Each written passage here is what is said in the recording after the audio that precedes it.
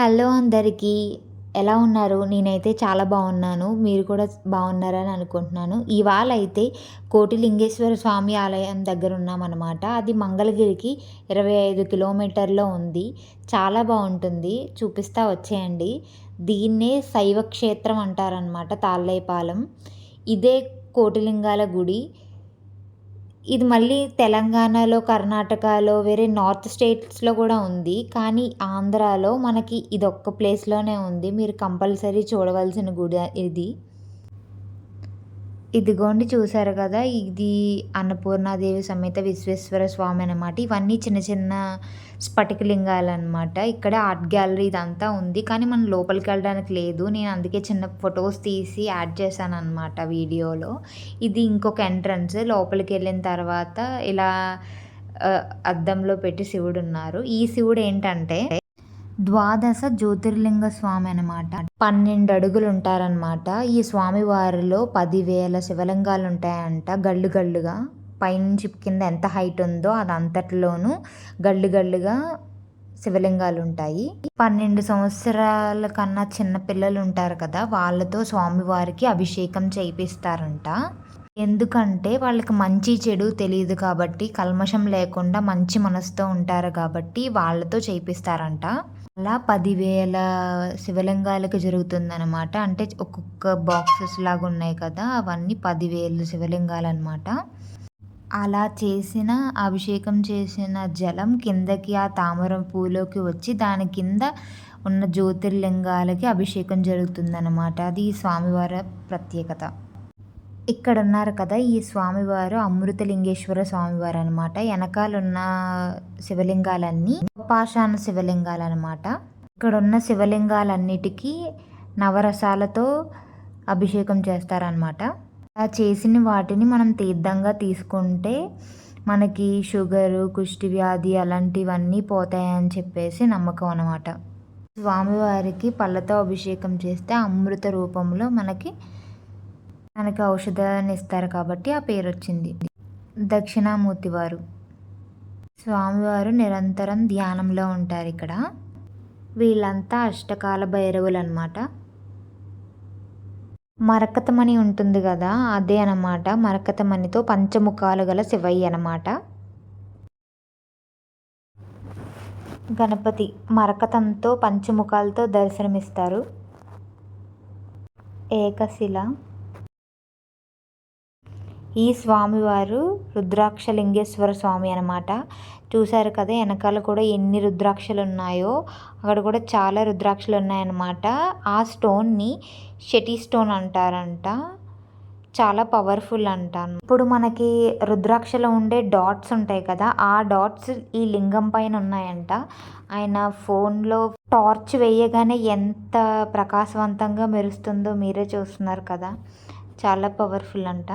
బంగారు శివలింగం చూసేద్దాం వచ్చేయండి.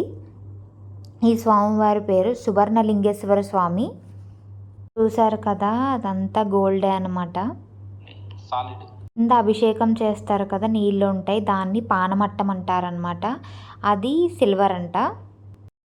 చూసారు కదా, అసలు చూస్తుంటేనే కళ్ళు సరిపోవట్లేదు. తప్పకుండా చూడాల్సిన గుడి ఇది.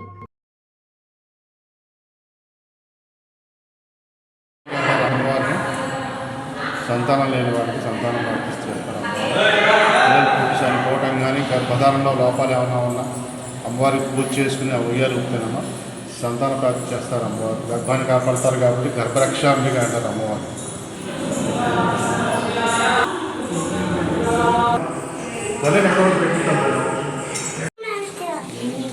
అమ్మాయి లోపల ఆత్మలింగ మహాశివరాత్రి రోజు ఒక్కరోజు దర్శనం, సంవత్సరానికి ఒకసారి లోపల స్వయంభూ ఆత్మలింగం ఉన్నారు. ఇక్కడ కనక పుష్పరాజు డైమండ్. ఈ పార్వతీ పరమేశ్వర లాం స్వామి వారి కళ్యాణం ఇక్కడ అయితే పార్వతీ పరమేశ్వర కళ్యాణం ఉందా. కళ్యాణం తర్వాత డైలీ ఇక్కడ ఉండాలి శివ. ఈ చిన్న చిన్న పాదరస స్వామివారి అభిషేకం ఇక్కడ జలాభిషేకం కాదు, పాదరస అభిషేకం. చాలామంది భక్తులు నవగ్రహ దోషులు కానీ ఇక్కడ భక్తులు పాదరస అభిషేకం. ఈ భక్తులకు ఈ నవగ్రహ సంబంధ దోషాలు, ఇక్కడ మ్యారేజ్ ప్రాబ్లం, భక్తులకా ఇట్లా ప్రెగ్నెన్సీ ప్రాబ్లం, భక్తులకా బాగా హెల్త్ ప్రాబ్లం, ఈ బిజినెస్ ప్రాబ్లం, ఈ సమస్య సమాధానానికి భక్తులు ఇట్లా పాదరస కోసం భక్తులు గోత్రనామర్చన, గణపతి శివ నవగ్రహ పూజ తర్వాత భక్తులు దాంట్లో పాదరస చేస్తే पाई द्वारा स्वामी अभिषेक आत्मलिंगेश्वर स्वामी पादरस अभिषेक ఇక్కడ చూసారు కదా ఎన్ని శివలింగాలు ఉన్నాయో. శివుడు కూడా ఎంత పెద్ద విగ్రహం ఉందంటే ఎన్ని అడుగులు ఉంటుందో తెలియదు కానీ చాలా పెద్ద విగ్రహం ఉంది. చూడడానికి చాలా బాగుంది. ఇక్కడ శివలింగాలు కూడా చాలానే ఉన్నాయి చూసారా.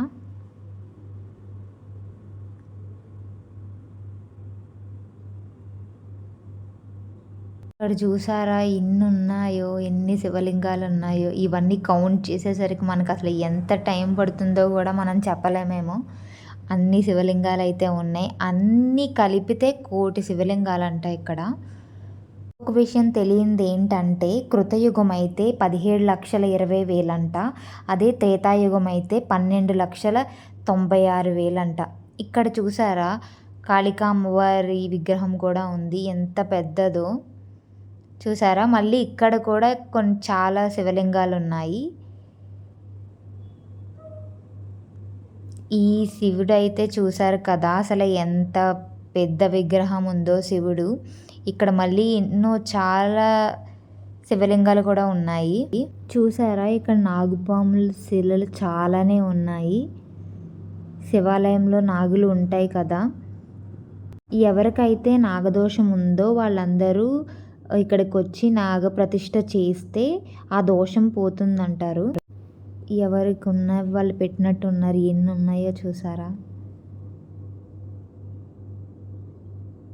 ఇక్కడ చూసారా అసలు ఎటు చూసిన శివలింగాలే. ఎన్ని శివలింగాలు ఉన్నాయంటే అసలు చెప్పలేం, మనం లెక్క కూడా పెట్టలేం. చూసారా ఎన్ని ఉన్నాయి, ఎటు చూసినా శివలింగాలే. ఇక్కడ ఉన్న శివలింగాలు మన చేతులతో మనమే ప్రతిష్ఠించవచ్చంట. అంటే మన కుటుంబం తరపున ఒక్కొక్కటి ప్రతిష్ఠించవచ్చంట. ఆ ప్రాసెస్ అది అక్కడికి వచ్చి ఎవరిని అడిగినా చెప్తారంట. మనము డబ్బులు కట్టి మనం కూడా మన కుటుంబం తరపున మనం ప్రతిష్ఠించవచ్చంట. ఇవిగోండి చూసారా ఇక్కడ కూడా నాగప్రతిష్ఠలు చేశారు. ఎన్ని ఉన్నాయో అసలు చూడ్డానికి చూసారా చాలా చేశారు.